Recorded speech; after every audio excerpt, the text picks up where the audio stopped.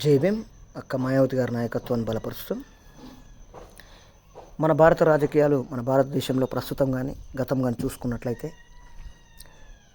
BJP గారి కాంగ్రెస్ కానీ చేసినటువంటి రాజకీయాలు, వాటితో పాటు పచ్చగడ్డిలో పచ్చపాము వలె ఉన్నటువంటి సిపిఎం ఎరుపు నాయకులు చేసినటువంటి రాజకీయాలు, మత కుల భావజలంతో ఈ రాజకీయాలు నిండిపోయినాయి అని చెప్పేసి స్పష్టంగా తెలుస్తూ ఉంది.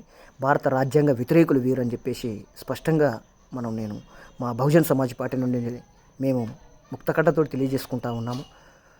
రాజ్యాంగం మీద బీజేపీ కానీ కాంగ్రెస్ కానీ సిపిఎం సిపిఐ పార్టీలు వీళ్ళకి ఏమాత్రం కూడా గౌరవం లేదనేది ఈ 75 వసంతాల పేరే స్వతంత్ర భారతదేశమే సాక్ష్యం అని చెప్పేసి కూడా తెలియజేసుకుంటా ఉన్నాం. ఇప్పటికీ భారత రాజ్యాంగాన్ని తూట్లు పొడుస్తున్నది బీజేపీ కాంగ్రెస్ వాళ్ళే, గాంధీ వారసులే అని చెప్పేసి కూడా నేను తెలియజేసుకుంటా ఉన్నాను. అంబేద్కర్ గారితో గాంధీ ఆ రోజు మత కుల రాజ్యాన్ని అలాగే ఉంచమని చెప్పేసి గాంధీ గారు నిరాహార దీక్షకు కూడా పోరాడారని చెప్పేసి కూడా నేను తెలియజేసుకుంటా ఉన్నాను. వాటిని అంబేద్కర్ గారు మార్చాలని నిరంతరం అహర్నిశలు పోరాడారని కూడా మన చరిత్ర చెప్తా ఉంది.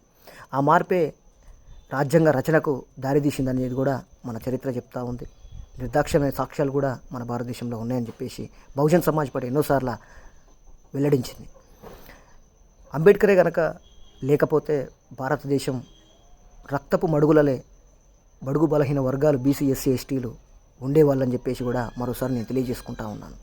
ఈ కులాల ఊబిలో బ్రాహ్మణులు, రెడ్లు, వెలమలు, కమ్మలు, ఆధిపత్య వర్గాలకు చెందినటువంటి వ్యక్తులు ఈ దేశాన్ని నిరంతరం కులం ఊబిలో ఉంచాలని చెప్పేసి వాటికి తోడుగా ఈ కాంగ్రెస్, బీజేపీ, సిపిఎం, ఎంఎల్ పార్టీలు సపోర్ట్ చేస్తూ ఉన్నాయి. ఇప్పటికీ ఆనాటి నుంచి ఈనాటి వరకు అంబేద్కర్ గారి పుస్తకాన్ని పట్టుకోవద్దని చెప్పేసి నా అన్నలు నక్సలైట్లకు ఉపోద్ఘాతం చేసినటువంటి సిపిఎం సిపిఐ పార్టీలకు కూడా నేను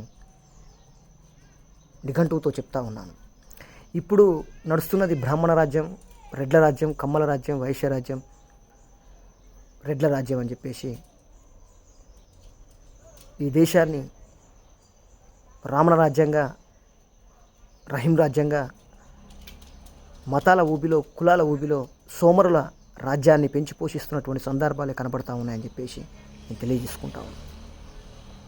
ఈ దోపిడీ రాజ్యాన్ని, ఈ రాజ్యం ఏర్పడడానికి కారణం, ఇలాంటి రాజ్యాలు ఏర్పడడానికి కారణం కేవలం సర్దార్, గాంధీ, నెహ్రూ, ప్రస్తుత రాజకీయ ప్రధానులు వీళ్ళే అని చెప్పేసి మరోసారి నేను తెలియజేసుకుంటా ఉన్నాను. ఆర్ఎస్ఎస్ వాళ్ళు గాంధీనే మళ్ళీ ఇప్పుడు తలకెత్తుకోవడం జరుగుతుంది. చంపిన వాళ్ళే.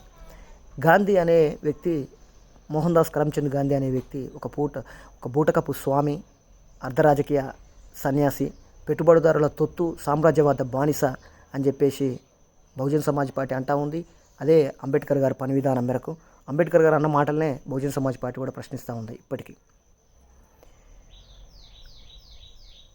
కేవలం ఆనాటి నుంచి 75 వసంతాలకు ముందు కేవలం ఒకే ఒక ఉన్నతమైనటువంటి చదువులు చదువుకున్నటువంటి నా వర్గాల నుంచి డాక్టర్ బిఆర్ అంబేద్కర్ గారి ఆ రోజుల్లో ఆయనని ఎదిరించి పోరాడారనేది కూడా నేను తెలియజేసుకుంటాను. ఈరోజు మన భారతదేశంలో ఎంతోమంది విద్యార్థులు, విద్యావంతులు చాలామంది మన దేశంలో అడుగడుగున ఉన్నారు. వకీళ్ళు, ఇంజనీర్లు, డాక్టర్లు మన వర్గాల నుంచి కానీ కేవలం ఇప్పటికీ ప్రశ్నించేటటువంటి, నోరుండి మాట్లాడలేనటువంటి, చెవులుండి వినలేనటువంటి, కాళ్ళుండి నడవలేనటువంటి, చేతులుండి పని చేయలేనటువంటి సోమరులుగా తయారని చెప్పేసి డాక్టర్ బిఆర్ అంబేద్కర్ గారు ఆనాడన్నారు. ఈరోజు మేము అంటా ఉన్నాం. అంబేద్కర్ గాంధీకి ఆనాటి నుంచి ఈనాటి వరకు కూడా గాంధీ చేస్తున్నటువంటి ఎత్తుగడలకు అణచబడిన వర్గాల మీద ఈనాటి వరకు పోరాటం చేశారనేది మన చరిత్ర చెప్తా ఉంది. ఈ అంబేద్కర్ గారు చేసినటువంటి పని విధానం, ఆలోచన విధానాన్ని కేవలం ఈ దేశంలో బహుజన్ సమాజ్ పార్టీ మోస్తూ ఉంది. ఆయన పని విధానం, ఆయన రాసినటువంటి రాజ్యాంగ పని విధానాన్ని అమలు చేసేంతవరకు బహుజన్ సమాజ్ పార్టీ పోరాటం చేస్తూనే ఉంది. ఈ అమలు చేయడాలంటే కేవలం బహుజన్ సమాజ్ పార్టీయే ఈ దేశానికి శరణ్యం అని చెప్పేసి మరోసారి నేను తెలియజేసుకుంటా ఉన్నాను. జై భీమ్, జై భారత్, జై బీఎస్పీ.